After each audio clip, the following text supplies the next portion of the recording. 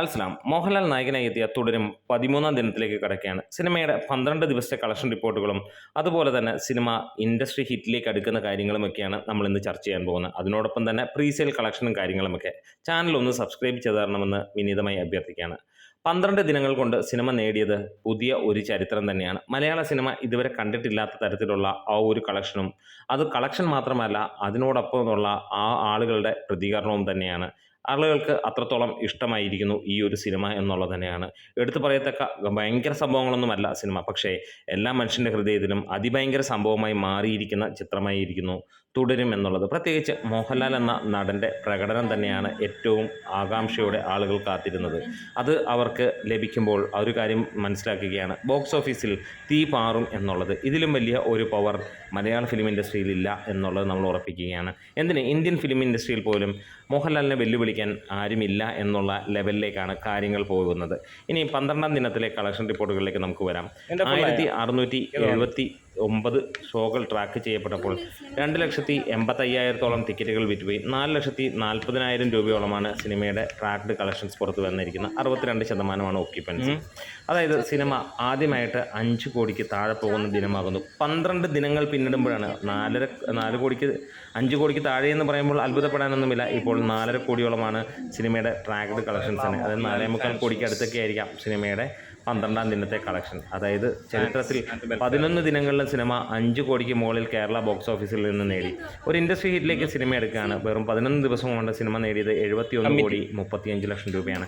അതായത് 12-ാം ദിനത്തെ കളക്ഷനോടുകൂടി സിനിമ 75 കോടിയും കടന്നിരിക്കുന്നു എന്നുള്ള സന്തോഷകരമായ വാർത്ത. 76 കോടിയിലേക്ക്.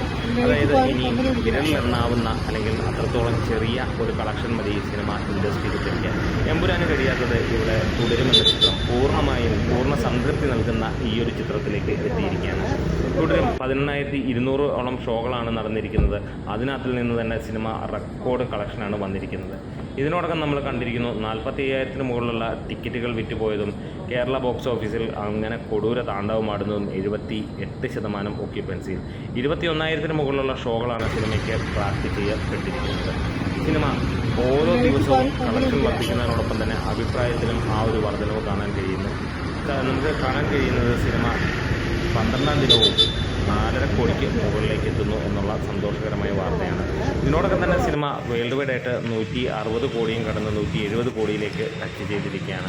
അതായത് 200 കോടി എന്ന ആ ഒരു ടാർഗറ്റിലേക്ക് എത്താൻ സിനിമയ്ക്ക് കൂടി വന്നാൽ ശനി അല്ലെങ്കിൽ ഞായർ ദിവസം കൊണ്ട് കഴിയുമെന്നുള്ളത് തന്നെയാണ്. ഇത്രത്തോളം ഗംഭീരമായിട്ട് ഓടുന്ന ചിത്രത്തിന് വരുന്ന ദിവസത്തിലും അമ്മാതിരി കൊടൂരമായിട്ടുള്ള ഒരു ബുക്കിംഗ് തന്നെയാണ് നമുക്ക് കാണാൻ കഴിയുന്നത്. അതായത് പ്രീസെയിൽ തന്നെയാണ്. പ്രീസെയിലൂടെ അതായത് ഇന്നത്തെ ദിനം 7/5/2025 13-ാം ദിനത്തിൽ സിനിമ നേടിയിരിക്കുന്നത് 1,90,00,000 രൂപയോളമാണ്. അത് ഒരു വർക്കിംഗ് ഡേ കൂടിയാണ് എന്നാലോചിച്ചോളുക. പല സിനിമകളുടെയും ലാസ്റ്റ് റണ്ണിങ് ഡേയ്സോ അല്ലെങ്കിൽ ഒരുപക്ഷെ തുടക്ക ദിനത്തെ അല്ലെങ്കിൽ ഗംഭീര കളക്ഷൻ എന്ന് പറയാവുന്നതാണ് ഈ പറഞ്ഞ പ്രീസെയിലൂടെ ലഭിക്കുന്നത്. ഇനി നമുക്ക് ഡീറ്റെയിൽഡ് ആയിട്ടുള്ള ആ ഒരു കളക്ഷൻ റിപ്പോർട്ടുകളിലേക്ക് കടന്നു വരാം. കാസർഗോഡ് 25 ഷോകളിൽ നിന്ന് 2,000-ഓളം ടിക്കറ്റുകൾ വിറ്റുപോയപ്പോൾ 2,98,000-ഓളം രൂപയാണ് വന്നത്. 29% ഓക്യുപ്പൻസി. കണ്ണൂരിൽ 141 ഷോകളിൽ നിന്ന് 12,962-ഓളം ടിക്കറ്റുകൾ വിറ്റുപോയപ്പോൾ 18,32,000 രൂപയോളമാണ് കളക്ഷനായി വന്നിരിക്കുന്നത്. അത് 36%. ഏവരും കാത്തിരിക്കുന്നത് എറണാകുളമാണ്. 270-ഓളം ഷോകളിൽ നിന്ന് 20,000-ന് മുകളിൽ ടിക്കറ്റ് വിറ്റുപോയപ്പോൾ 37.5 ലക്ഷം രൂപയാണ് സിനിമയ്ക്ക് വന്നിരിക്കുന്നത്. 30% ഓക്യുപ്പൻസി. തൃശ്ശൂർ നമ്മൾ കാത്തിരിക്കുന്ന മറ്റൊരു ഏരിയയാണ്. 185-ഓളം ഷോകളിൽ നിന്ന് സിനിമ നേടിയത് ഏകദേശം നമുക്ക് കാണാൻ കഴിയുന്ന 18.5 ലക്ഷം രൂപയ്ക്ക് മുകളിലാണ്. 22% ഓക്യുപ്പൻസിയിൽ വരുമ്പോൾ 12,700-ന് മുകളിലുള്ള ടിക്കറ്റുകൾ വിറ്റുപോയി എന്ന് തന്നെ നമുക്ക് പറയാം. കോഴിക്കോട് പിന്നീട് തൊട്ട് പിന്നിൽ നിൽക്കുമ്പോൾ 158-ഓളം ഷോകളിൽ നിന്ന് 12,000-ന് മുകളിൽ ടിക്കറ്റുകൾ വിറ്റുപോകുന്നു. 19 ലക്ഷം രൂപയുമായി 38% നിൽക്കുന്നു. മലപ്പുറം തൊട്ട് പിന്നാലെ തന്നെ നിൽക്കുകയാണ്. 123 ഷോകളിൽ നിന്ന് 7,400-ഓളം ടിക്കറ്റുകൾ വിറ്റുപോയപ്പോൾ 9,30,000-ഓളം എമൗണ്ടാണ് ഗ്രോസായി വന്നത്. അതും 21% ഓക്യുപ്പൻസിയിൽ. കണ്ണൂർ 141-ഓളം ഷോകളിൽ നിന്ന് 12,900-ന് മുകളിലുള്ള ടിക്കറ്റുകൾ വിറ്റുപോയപ്പോൾ 18,30,000-ന് മുകളിലുള്ള എമൗണ്ട് വന്നു. 36% ഓക്യുപ്പൻസിയിൽ. ഇനി തിരുവനന്തപുരമാണ് മറ്റൊരു നഗരം നമ്മൾ കാത്തിരിക്കുന്നത്. 180-ഓളം ഷോകൾ 11,000-നടുത്തുള്ള ടിക്കറ്റുകൾ വിറ്റുപോയപ്പോൾ 18 ലക്ഷം രൂപയോളമാണ് സിനിമയ്ക്ക് വന്നത്. 19% ഓക്യുപ്പൻസി. ഇനി നമുക്ക് കൊല്ലം 97 ഷോകളിൽ നിന്ന് 9,000 മുകളിലുള്ള ടിക്കറ്റുകൾ വിറ്റുപോയപ്പോൾ 15 ലക്ഷം രൂപയോളം വന്നു, 34% ഒക്യുപ്പൻസിയിൽ.